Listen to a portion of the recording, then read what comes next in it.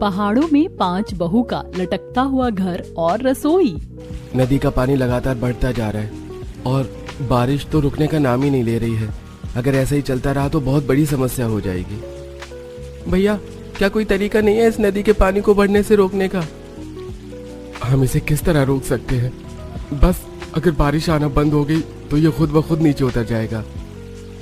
ये भादों का महीना है, इसमें बारिश ना होना ऐसा तो नामुमकिन है। हमें कुछ सोचना होगा, नहीं तो हमारे घर, खेत, बाग, बगीचे सब इस पानी में बह जाएंगे। शिवाय, अभिनव, अनिरुद्ध, राघव और आशीष ने गांव वालों से नदी के किनारे पत्थर लगाने को बोला। फिर सभी ने बड़े बड़े पत्थर उठाकर नदी के एक ओर पत्थर लगा दिए। इसके कुछ दिन बाद बारिश अभी भी लगातार हो रही थी। नदी का पानी लगातार बढ़ता जा रहा था। हे भगवान जी, पानी तो काफी ऊपर तक आ गया है। हमें जाकर अपने पतियों को बताना होगा। सही कह रही हो प्रगति, ये पानी कभी भी जमीन पर आ सकता है। प्रगति और साक्षी दोनों दौड़कर वापस अपने लकड़ी के बने घर में पहुंची। राघव जी, पत्थर लगाने के बाद भी काफी ऊपर आ चुका है पानी। हमें जल्दी ही कुछ करना होगा। प्रगति को गहराया हुआ देखकर 5 बेटे और गांव के कुछ आदमी नदी को देखने गए। नदी का पानी बिल्कुल मटमैला और काफी तेज रफ्तार से चल रहा था। सभी गांव वालों से कहो कि जल्दी से अपना जरूरी सामान ले ले और इस जगह को जल्दी से खाली कर दे, वरना ये नदी हम सबको ले डूबेगी। 5 बेटों ने सभी को इस बारे में खबर दी और फिर सभी ने अपना सामान जल्दी जल्दी बांधना शुरू कर दिया। उन्होंने अपने खेतों से कुछ सब्जियां भी ले ली और कुछ उनके पालतू जानवर जैसे गाय, भैंस, बकरी सभी को अपने साथ लेकर वहां से निकलने को तैयार हुए। उन लोगों का वो छोटा सा गांव पहाड़ों के बीच बसा हुआ था, इसलिए वहां दूर दूर तक बसावट नहीं थी। सभी लोगों ने बेबस होकर पहाड़ों की तरफ ही चलना शुरू कर दिया। हम सबको ऊपर की तरफ जाना होगा, नीचे बाढ़ के आने का खतरा है। लेकिन शिवाय जी, हम बड़े बूढ़ों और जानवरों को ऊपर कैसे लेकर जाएंगे? हम उन्हें अपने सहारे से ऊपर चढ़ाएंगे। माँ, सबसे पहले आप आइए। नहीं बेटा, मुझे बहुत डर लगता है। माँ, बात को समझिए। हमें समय रहते आप सभी को ऊपर की तरफ चढ़ाना होगा, उसके बाद ही हम चढ़ पाएंगे। और अगर हमने ऐसा नहीं किया तो हम बाढ़ के पानी में बह भी सकते हैं। इस पर सभी काफी घबरा गए। 5 बेटों और कुछ आदमियों ने मिलकर पहले बूढ़ों को ऊपर की तरफ चढ़ाया, जहां पहाड़ में एक छोटी सी जगह बनी हुई थी। और फिर जब बेटों के चढ़ने की बारी आई तब तक नदी का पानी बाहर आ गया। पानी में लगातार लहरें उठने लगी और वो बड़ी ही तीव्र गति से उनकी तरफ बढ़ रहा था। भैया जल्दी कीजिए। अभिनव बेटा, राघव, अपने भाई की मदद कर। 5 बेटे एक दूसरे का हाथ पकड़कर सहारा लेते हुए समय रहते उस छोटी चट्टान पर चढ़ गए। उनके ऊपर चढ़ने की पानी की एक तेज और बड़ी लहर उस चट्टान से टकराई, जिससे कुछ गाय और बकरियां उसमें बह गई। हे भगवान, हमारी गैया। शिवाय, अभिनव, देखो, हमारी गाय और बकरी पानी में बह गई, कुछ करो। 5 बेटों ने गाय और बकरी को बचाने के लिए छोटी छोटी चट्टानों पर कुड़कर उन तक पहुंचने की कोशिश की। अनिरुद्ध के हाथ में एक बकरी का पैर आ गया और उसने उसे पानी से खींच लिया, लेकिन बाकी सारी गाय बकरियां पहुंच से दूर जा चुकी थी। हे भगवान, ये क्या हो गया? हमसे तो एक ही झटके में सब कुछ छिन गया। हमारा घर, खेत, बाग, हमारे पालतू जानवर भी। अब हम कहाँ जाएंगे? आप रोइए मत माँ जी, सब ठीक हो जाएगा। सभी गांव वाले उस पहाड़ की ओट में उस छोटी चट्टान पर बेबस होकर बैठे हुए थे। तूफान इतना बढ़ गया था कि वहां भी बारिश की ठंडी बूंदें उनके शरीर पर पड़ रही थी, लेकिन उन्हें इस बात की परवाह बिल्कुल नहीं थी, क्योंकि आसमान से ज्यादा आज उनकी आंखें बरस रही थी। सभी सावधान हो जाइए। मुझे लगता है कि हमें यहाँ से भी निकलना होगा। पानी का स्तर बढ़ता जा रहा है। सभी गांव वालों ने बात मानकर पहाड़ों के बीच चलना शुरू किया। काफी देर तक चलते चलते वो काफी ऊपर आ गए, लेकिन अभी तक उन्होंने ठहरने की कोई भी ठीक जगह नहीं मिली थी।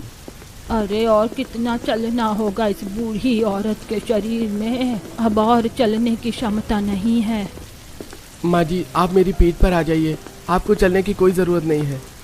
अभिनव ने वंदना को अपनी पीठ पर लिया और फिर दोबारा चलना शुरू किया। चलते चलते वो लोग काफी ऊंचाई पर आ चुके थे, जहाँ एक साइड सिर्फ खाई थी। संभाल कर, सभी एक दूसरे को पीछे से पकड़कर चलो। सभी एक दूसरे को पीछे से पकड़कर चलने लगे। जमीन पर बारिश की वजह से काफी फिसलन थी। ऐसे में अभिनव ने बूढ़ी और वंदना को अपनी पीठ पर लिया था, जिसके कारण उसका पैर फिसल गया। लेकिन खुशकिस्मती से आसपास के लोगों ने तुरंत ध्यान देकर अभिनव और वंदना को खाई में गिरने से बचा लिया। अभिनव, काकी को नीचे उतारकर इनका हाथ पकड़कर चलो। यहाँ हमें हर एक कदम बहुत ही बड़ी सावधानी से रखना होगा, जरा सी गलती से हमारी जान जा सकती है। लोगों ने फिर और ज्यादा सावधानी से चलना शुरू किया। चलते चलते वो एक ऐसी जगह पर पहुंच गए जो उन्होंने पहले कभी नहीं देखी थी। ये क्या, इन पहाड़ों पर तो खाली जमीन भी पड़ी हुई है और यहाँ कितने सारे पेड़ हैं। ये एक और जमीन है जो ऊंचाई पर बनी है, जिसकी वजह से ये 2 भागों में बटी हुई है। और देखो वहाँ थोड़ी दूर पर एक नदी भी बह रही है। सभी गांव वालों ने देखा कि पहाड़ पर 2 जमीनें आमने सामने थीं। वहां उनके बीच में एक खाई थी। नदी से बहता पानी जगह जगह पत्थरों से टकराकर नीचे खाई में गिर रहा था। नीचे का पानी तो बाढ़ की वजह से काफी गंदा हो चुका है, लेकिन ये पानी काफी साफ है। हम इसे पीने के काम में ले सकते हैं। सभी ने उस नदी से पानी पिया और अपने हाथ, मुंह और पैरों को धोया। उसके बाद सभी वहां आराम करने बैठ गए। बहुओं ने वहीं पेड़ों से लकड़ी तोड़कर आग जलाई और उस पर सभी के लिए खाना बनाया। क्या हम इस जगह पर अपना बसेरा नहीं कर सकते? ये जगह तो काफी अच्छी है। नहीं माँ, हम यहाँ नहीं रह सकते। हम कुछ दिन यहाँ बिता सकते हैं और वो भी किस्मत की बात होगी। एक तो ये जंगल बहुत ऊंचाई पर है, लगभग 6 मंजिल की ऊंचाई पर। ऊपर से पहाड़ के ऐसे इलाके में अक्सर भूस्खलन होता रहता है। हाँ भैया ठीक कह रहे हैं, पहाड़ के इन हिस्सों में लोग रोड बनाते हैं, लेकिन यहाँ कोई रोड नहीं है, इसलिए ये जगह खाली पड़ी हुई है। दोनों भाइयों के समझाने पर गांव वालों को सारी बात समझ में आ गई। उन्होंने वहां खाना खाया, पानी पिया और कुछ देर आराम किया, लेकिन उनके मन में भूस्खलन होने का डर बना हुआ था। सूरज ढल रहा था, शाम होने वाली थी। अचानक ही जमीन में हलचल शुरू हो गई। भाभी, मुझे चक्कर आ रहे हैं। यहाँ पर जमीन सच में हिल रही है। अरे नहीं, जिसका डर था वही हो रहा है। जल्दी यहाँ से चलो। अचानक ही पहाड़ से छोटे पत्थर गिरने लगे। सभी गांव वाले अपनी जान बचाकर नीचे की ओर भागे। नीचे की जमीन तिरछी बनी हुई थी। उन्होंने धीरे धीरे उसे उतरना शुरू किया। उन्होंने देखा कि पहाड़ के अंदर छोटी छोटी गुफाएं बनी हुई थी। अपनी जान बचाते हुए सभी उन गुफाओं में चले गए। शुक्र है भगवान का कि यहाँ गुफाएं भी बनी हुई हैं, वरना हम सब मारे जाते। अच्छा हुआ कि हम सबने पहले ही ध्यान दे दिया, नहीं तो किसी की जान भी जा सकती थी। सभी देख रहे थे कि पत्थर अभी भी गिर रहे थे। ये सब देखकर सभी को बहुत डर लग रहा था। कुछ देर तक बड़े बड़े पत्थर उनकी गुफाओं के आगे से गिरते रहे। कुछ उनकी गुफाओं से टकरा भी रहे थे। अब मुझे नहीं लगता हम इससे आगे जा सकते हैं। अब जब तक बाढ़ का पानी उतर नहीं जाता तब तक हमें यहीं रहना होगा। लेकिन हम यहाँ रहेंगे कैसे? हाँ, यहाँ से बाहर की जमीन तिरछी है। हम कोशिश करें तो रह सकते हैं। उसके लिए हम अपने साथ जो सामान लेकर आए हैं, हमें उनकी मदद चाहिए होगी। अरविंद ने सभी गांव वालों को बता दिया कि अब उन्हें यहीं रहना होगा और इसके लिए इस जगह पर उन्हें काम करना होगा। गांव वाले भी इसके लिए राजी हो गए। चलो बेटा, अब हम सभी को इन पत्थरों को तोड़ना और काटना होगा। इसके लिए हमें कुछ लकड़ियों की भी जरूरत पड़ेगी, जिनके लिए हमें वापस ऊपर ही उस जमीन पर जाना होगा जहाँ पर पेड़ खड़े हुए थे। आप फिक्र न करें पिताजी, ये काम मैं और अभिनव भैया कर लेंगे। इसके बाद अनिरुद्ध और अभिनव रस्सी बांधकर वापस उस जगह पहुंचे जहां पर भूस्खलन की वजह से ढेर सारे पत्थर पड़े हुए थे, जिसकी वजह से वहां के पेड़ टूट गए। भैया, पेड़ तो पहले से ही टूटे हुए हैं, अब तो हमारा काम और भी आसान हो जाएगा। ठीक है अनिरुद्ध, अब जल्दी से लकड़ी काटना शुरू करो। पेड़ टूटने की वजह से उन्हें उसे काटने में ज्यादा देर नहीं लगी और वो काफी सारी लकड़ियां इकट्ठी करके रस्सियों की मदद से नीचे ले आए। अब उन रस्सियों को बीत कर लोगों ने अपनी अपनी गुफाओं में काम करना शुरू किया। उन्होंने लकड़ी से गुफाओं के आगे गैलरी बनाकर रेलिंग लगाई ताकि वहां पर गिरने का खतरा न रहे। हमें किसी तरह एक से दूसरी गुफा तक जाने का रास्ता बनाना होगा। हम लकड़ी से पुल की तरह एक से दूसरी जगह जाने का रास्ता बना सकते हैं। नहीं, लकड़ी का रास्ता बनाना बेकार है। एक पत्थर गिरते ही टूट जाएगा। इससे अच्छा हम पहाड़ को ही तोड़कर उसमें सीढ़ियां बना लें। उन पर रोक के लिए लकड़ी की रेलिंग बना सकते हैं। अब इस तरह सभी ने अपना काम करना शुरू कर दिया। पहाड़ की सतह तिरछी थी, जिस वजह से उन्हें काम करने में ज्यादा दिक्कत नहीं हुई। कुछ दिन लगातार पत्थरों को तोड़कर उन्होंने वहां सीढ़ियां बना ली और उस पर लकड़ी को रस्सी में बांधकर रेलिंग का आकार दिया। बहुओं ने गुफाओं की सफाई की और कुल्हाड़ी से उन्हें रहने लायक कर दिया। अब इस पहाड़ के अंदर उनके छोटे छोटे घर बन चुके थे। इतने दिन से लगातार काम कर रहे हैं, लेकिन अभी भी इन घरों का काम पूरा नहीं हुआ। साथ में खाने पीने का भी इंतजाम करना पड़ता है। वो तो अच्छा है भाभी कि हर पहाड़ी के पास एक छोटा झरना बह रहा है, नहीं तो पानी की बहुत दिक्कत बन जाती। ऊपर जो नदी थी उसका पानी नीचे को छोटे छोटे झरनों में बटकर बह रहा था और उन्हीं के आसपास गांव वालों के गुफा के घर बने हुए थे। यह नजारा देखने में काफी सुंदर था। माँ, मेरे कीड़े ने काट दिया। देखो ना, मेरी बाह पर कितना बड़ा लाल दाना निकल आया है। लाओ, मैं इसे धोकर इस पर कुछ जड़ी बूटी लगा देती हूँ। मंदिरा मनु को अपने साथ जीने पर लेकर गई जहां से एक छोटा झरना बह रहा था। मंदिरा ने मनु को बांह धुलाई और फिर उस पर कुछ जड़ी बूटी लगाई। अब सभी उसी तरह गैलरी में आकर हाथ बढ़ाकर झरनों से हाथ धोते और बर्तन में पानी लिया करते। अंशिका एक पतीले में पानी लेने आई तो उसने देखा कि पिंकी और राजू जीने से गुफाओं तक आना जाना करते हुए खेल रहे थे। पिंकी, राजू, बेटा तुम्हें डर नहीं लग रहा है? कितनी ऊंचाई है और तुम जीने पर खेल रहे हो। चलो जल्दी से गुफा के अंदर आ जाओ। इन बच्चों को डर का आता पता भी नहीं है। यहाँ दूसरी गुफा तक जाने में मेरी रूह कांप जाती है। पीनी और राजू ने अंशिका की बात नहीं सुनी, बल्कि वो और ज्यादा तेज तेज दौड़कर खेलने लगे, जिससे लकड़ी से बनी रेलिंग अपनी जगह से सरक गई। अरे नहीं, मुझे बच्चों को लेकर आना होगा। अंशिका तेजी से बच्चों के पास दौड़ी और उन्हें वापस लेकर आई। तुम दोनों पागल हो गए हो क्या? पता है वो जगह कितनी खतरनाक है? वहाँ से गिर गए तो तुम्हें कोई नहीं बचा पाएगा। अंशिका के डांटने पर बच्चे घबरा गए और चुपचाप गुफा के घर में बैठ गए। थोड़ी ही देर में आसमान में काली घटा छा गई। हे भगवान, लगता है आज फिर आसमान जम के बरसने वाला है। आशा ने इतना कहा ही था कि तभी तेज बारिश शुरू हो गई। झरने अब दुगनी रफ्तार से बहने लगे, लेकिन वो लोग गुफा के घर में सुरक्षित थे। शाम होने तक बारिश रुकी और सभी ने अपनी गुफाओं में लकड़ियों की मशालें जलाकर उजाला किया। रात को सभी गुफा के आगे पर्दा डालकर सो गए, लेकिन अगली सुबह तेज आवाज से सभी की आंख खुल गई।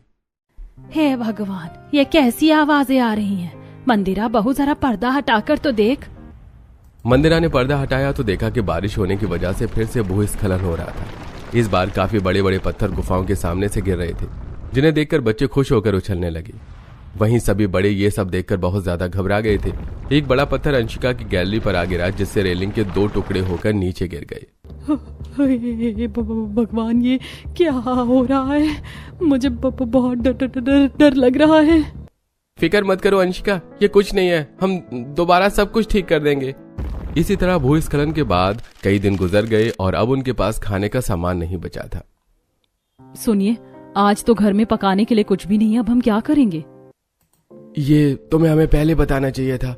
अब तक तो हम किसी न किसी चीज का इंतजाम कर ही लेते, लेकिन सारा सामान खत्म होने के बाद तुम अब बता रही हो। यहाँ इतनी मुश्किल से समय कट रहा है कि कुछ याद ही नहीं रह पाता। अब हमारे पास कोई रास्ता नहीं है सिवाय नीचे जाने के। मैं सभी को इस बारे में बता देता हूँ। नीचे जाने का नाम सुनकर मंदिरा काफी हैरान हो गई। उसने शिवाय को रोकने की कोशिश की, लेकिन वो जानती थी कि अगर वो नीचे नहीं गए तो वो हमेशा के लिए यहीं फंस जाएंगे। शिवाय ने अपने चारों भाई और कुछ गांव के आदमियों को इकट्ठा किया। लेकिन भैया, हम नीचे जाएंगे कैसे? क्या हमें इतना लंबा और खतरनाक रास्ता फिर से पार करना पड़ेगा? और अगर कर भी लिया तो क्या फायदा? नीचे तो पानी भरा पड़ा है। इस बार हम जहाँ से आए हैं वहां से नहीं, बल्कि यहीं से नीचे जाएंगे। भैया, यहाँ से नीचे कैसे जाया जा सकता है? ये तो खाई है। भले ये और खाइयों से नीची है, लेकिन है तो खाई ही ना। और नीचे एक नदी है जिसका पानी अभी बहुत तेज चल रहा है। सबसे पहले हम एक लकड़ी की छोटी छोटी नाव बनाएंगे, उसके बाद रस्सियों की मदद से उन्हें नदी में उतारेंगे और फिर रस्सियों की मदद से ही हम नीचे जाएंगे। ये सुनने में किसी को आसान लग रहा हो, लेकिन ये बहुत खतरनाक है। हमें बहुत ज्यादा सावधानी से काम करना होगा। इसके बाद बिना देर लगाए सभी ने वापस पेड़ वाली जगह पर लकड़ियां काटकर छोटी छोटी नाव बनाई और फिर उन्हें रस्सियों से बांधकर नीचे उतारा। इस काम को करने में उन्हें 3 दिन लग गए, जिस बीच उन्होंने सिर्फ फल खाकर ही काम चलाई। उन्होंने पूरी 10 नाव बनाकर तैयार की और वो अब उनमें बैठकर निकलने के लिए तैयार थे। ऊपर से उनकी माँ, पिता, पत्नी और बच्चे उन्हें देख रहे थे। किसी नाव में कोई दिक्कत तो नहीं है ना? अगर किसी को शक है तो अभी बता दे, वरना दिक्कत हो सकती है। सभी ने इससे इनकार कर दिया और फिर धीरे धीरे एक नाव में 2 लोग बैठकर शहर की तरफ चल पड़े। हे भगवान, मेरे बेटों की रक्षा करना, उन्हें सुरक्षित घर वापस ले आना, बस इससे ज्यादा हमें कुछ नहीं चाहिए। उन सबकी माँ और पत्नियां उनके लिए प्रार्थना कर रही थी। मन्नू, पिंकी, देखो तो जरा हमारी बालकनी में कितना बड़ा पत्थर गिरा हुआ है। चलो इसे उठाकर फेंक देते हैं। जब सभी आंखें बंद करके प्रार्थना कर रहे थे, तब तीनों बच्चों ने उस पत्थर को उठाकर नीचे फेंका, जिससे वो पत्थर सीधा एक मधुमक्खियों के छत्ते पर जा गिरा। पत्थर लगने से मक्खियां तुरंत बाहर आ गईं और सब तरफ उड़ने लगी। जब बहुओं ने उनकी आवाज सुनी तो वो काफी घबरा गई। उन्होंने बच्चों को गुफा के अंदर खींचा और फिर पर्दे को ढककर कस के पकड़ लिया। क्यों डरा रही हो भाभी? एक तो पता नहीं अचानक ही मक्खियां कहाँ से आ गई, ऊपर से तुम ऐसी बातें कर रही हो। सभी गुफाओं में औरतें अपने अपने पर्दों को ढककर खड़े हुए थीं और बाहर से लगातार मक्खियों के भिनभिनाने की आवाजें आ रही थी।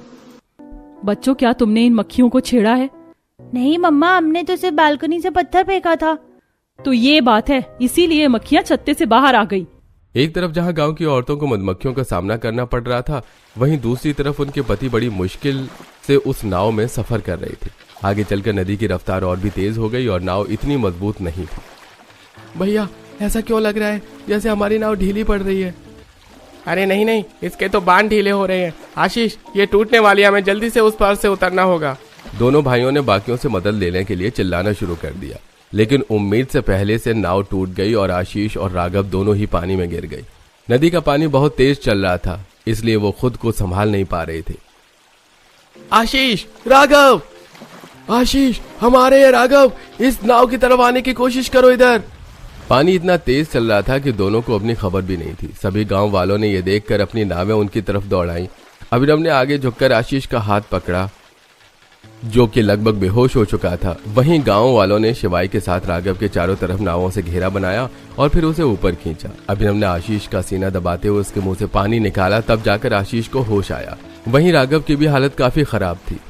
घबरा मत मेरे भाई, हम बस पहुंचने ही वाले हैं। कहीं हमारे परिवार को भी ऐसी ही मुश्किलों का सामना न करना पड़ रहा हो।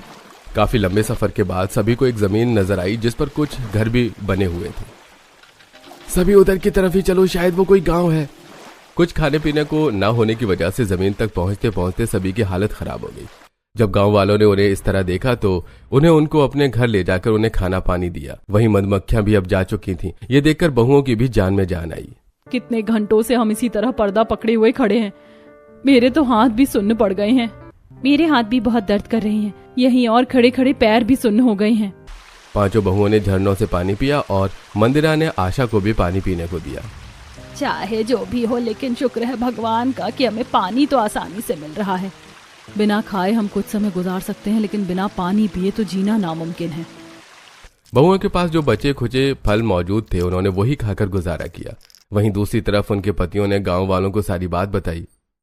अरे भाई, मानना पड़ेगा, तुमने बड़ी हिम्मत से काम लिया है, नहीं तो ऐसे में लोग हार मानकर अपनी जान से भी हाथ धो बैठते हैं। हम तुम्हारी हिम्मत की दाद देते हैं भाई साहब, अगर आपको ठीक लगे तो आप यहाँ जब तक रह सकते हैं जब तक आपकी जमीन से पानी नहीं उतर जाता। इस तरह पहाड़ों में रहना कोई आसान बात नहीं है, और आपके छोटे छोटे बच्चे भी होंगे, उनका ख्याल आपको हर समय रखना पड़ता होगा। हाँ भाई साहब, हम अपने मुखिया से बात करके आपको कुछ समय यहाँ रहने की इजाजत दिला देंगे। पांचों बेटे और गांव वाले उनकी बात पर काफी खुश हुए। उन्होंने उनका हाथ जोड़कर शुक्रिया अदा किया, लेकिन अब उन्हें अपने परिवार को भी पहाड़ों से लेकर आना था। ये बात बताकर वो कुछ खाने का सामान लिए वापस नाव में बैठकर पहाड़ों की तरफ चल दिए। भैया, अब हमें रस्सियों से पहाड़ की चढ़ाई करनी होगी। इसकी ऊंचाई लगभग 8 मंजिला है, हमें बहुत सावधानी से चढ़ना होगा। धीरे धीरे गांव वालों ने चढ़ना शुरू किया और धीरे धीरे सभी सुरक्षित ऊपर चढ़ गए। ऊपर जाने के बाद सभी ने अपने परिवारों को सारी बात बताई, जिस पर उनके परिवार वाले बहुत खुश हुए। सभी ध्यान से सुनो, हम औरतों और बच्चों को रस्सियों से नीचे नहीं उतार सकते हैं, और हमारे पास इतनी नाव भी नहीं है और ना ही लकड़ियां हैं, इसलिए हमें रस्सियों की मदद लेकर उसी रास्ते से जाना होगा जिससे हम यहाँ पार आए थे। सभी गांव वालों ने वापस उसी कठिन रास्ते से नीचे उतरना शुरू कर दिया, लेकिन इस बार वो रस्सियों को पकड़कर नीचे उतर रहे थे, जिससे उन्हें नीचे आने में ज्यादा दिक्कत नहीं हुई। और फिर उन्होंने पहाड़ों के नीचे वाले हिस्से से चलना शुरू किया, लेकिन आगे चलकर सिर्फ पानी ही पानी था। यहाँ से हमें नाव की जरूरत पड़ेगी। पांचों बेटों और सभी गांव वालों ने इस बार बड़ी बड़ी नाव बनाने की शुरुआत की। उन्होंने बड़ी लकड़ियों को काटा और रस्सियों की मदद से उन्हें जोड़कर 4 बड़ी नाव तैयार की और फिर उसमें बैठकर गांव की ओर जाने लगे। चलते चलते ही आधे रास्ते में बारिश शुरू हो गई। ए भगवान जी, हमने कम परेशानियों का सामना किया जो अब ये बारिश भी शुरू हो गई। अभिनव जी, नाव को तेज चलाइए, वैसे भी आजकल इतनी बाढ़ें आ रही हैं। दिव्यांका ने इतना बोला ही था कि तभी पीछे से एक बड़ी लहर उठने लगी। गांव की जमीन काफी करीब थी। सभी आदमियों ने एड़ी चोटी का दम लगाते हुए नाव को तेजी से चलाया और आखिरकार लहर के पहुंचने से पहले सभी गांव तक पहुंच गए। सभी ने भगवान का शुक्रिया अदा किया और अब उन्होंने देखा कि उन्हें रहने के लिए एक जमीन मिल चुकी थी।